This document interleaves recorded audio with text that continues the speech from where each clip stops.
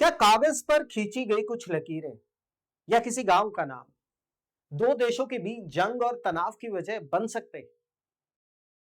अमूमन नक्शों को हम सिर्फ भूगोल यानी ज्योग्राफी समझने का जरिया मानते हैं, लेकिन इंटरनेशनल पॉलिटिक्स में नक्शा सिर्फ कागज का टुकड़ा नहीं होता। यह सीधे सीधे देश की सीमा और जमीन पर हक जताने का सबसे बड़ा जरिया होता है। और इसी वजह से एलएसी पर एक बार फिर तनाव की स्थिति बन गई। 7 अगस्त को भारत के official cartographic body survey of India ने अरुणाचल प्रदेश का एक नया सिविलियन मैप जारी किया। इस नए रिकॉर्ड में एलएसी से सटी 27 लोकेशंस को आधिकारिक तौर पर अपने स्टैंडर्ड नाम दिए गए। इनमें लोंगजू नाम का वो गांव भी शामिल है जिस पर 1959 से चीन का अवैध कब्जा है। लेकिन भारत ने नक्शे में इसे दर्ज करके अपना संप्रभु दावा बिल्कुल साफ कर दिया। इसके अलावा 1962 की जंग के गवाह थागला पास और हमारे जवानों के मेमोरियल शेरे थापा व जसवंतगढ़ को भी इस आधिकारिक सिविलियन मैप में शामिल किया गया है। लेकिन मामला सिर्फ नक्शों तक सीमित नहीं, जमीन पर भी दोनों देशों की सेनाएं आमने सामने आ चुकी। ताजा खबरों के मुताबिक अरुणाचल के अपर सुबनसिरी जिले के ताकसिंग गांव के पास एलएसी पर भारत और चीन के गश्ती दलों का आमना सामना हुआ। चीनी सैनिक सीमा के अंदर घुसने की कोशिश कर रहे थे। बैनर प्रोटोकॉल के बाद चीनी सैनिक पीछे तो हटे, लेकिन रिपोर्ट्स के मुताबिक उन्होंने कुछ ही दूरी पर 2-3 टेंट लगा दिए। इस फेस ऑफ के तुरंत बाद भारत के विदेश मंत्रालय ने चीन को दो टूक जवाब दिया है। उनका कहना है कि सीमा के हालात ही यह तय करेंगे कि दोनों देशों के बीच बाकी के रिश्ते कैसे रहे। विदेश मंत्रालय ने साफ कहा कि अरुणाचल भारत का अटूट हिस्सा था, है और रहेगा। चीन के ऐतराज जताने से जमीनी हकीकत नहीं बदली। चीन की इस लगातार उकसावे वाली हरकत पर पूर्व विदेश सचिव और कूटनीतिज्ञ कमल सिब्बल का एक बयान काफी चर्चा में।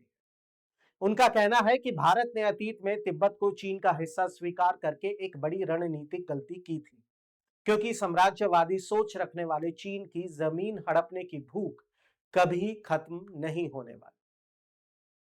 दरअसल चीन आज भी पूरे अरुणाचल को जैंगनैन या साउथ तिब्बत कहता है और 1914 की सिमला कन्वेंशन यानी मैकमोहन लाइन को मानने से साफ इनकार करता है। लेकिन भारत का रुख बिल्कुल साफ है।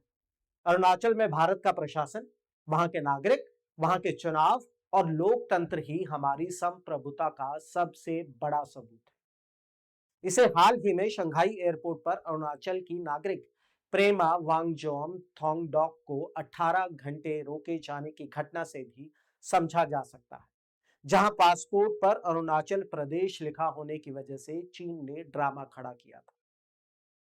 देखिए, जमीन पर कंक्रीट और सड़कों का मुकाबला भी दोनों देशों के बीच अब उतनी ही तेजी से चल रहा है।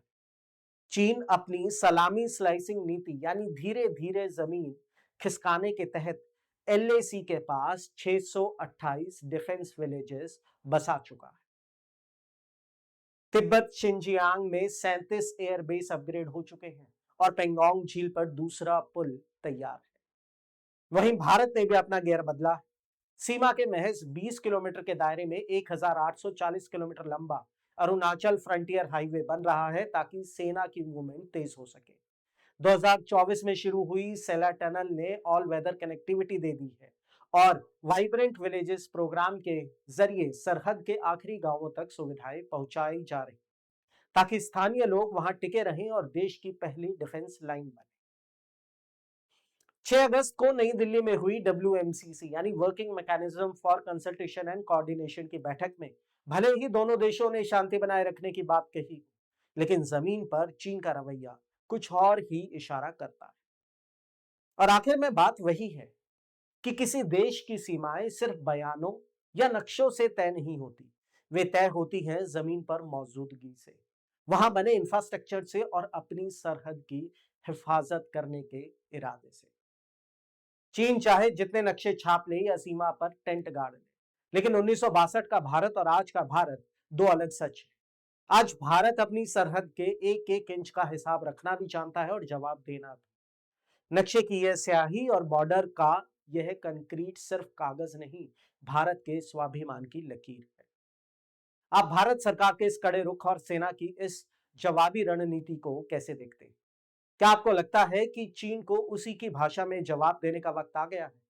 अपनी राय कमेंट्स में जरूर लिखें और इस वीडियो को शेयर करें ताकि हर भारतीय तक सरहद का यह सच पहुंच सके। मैं परवेश पामल, दैनिक ट्रिब्यून के लिए, धन्यवाद।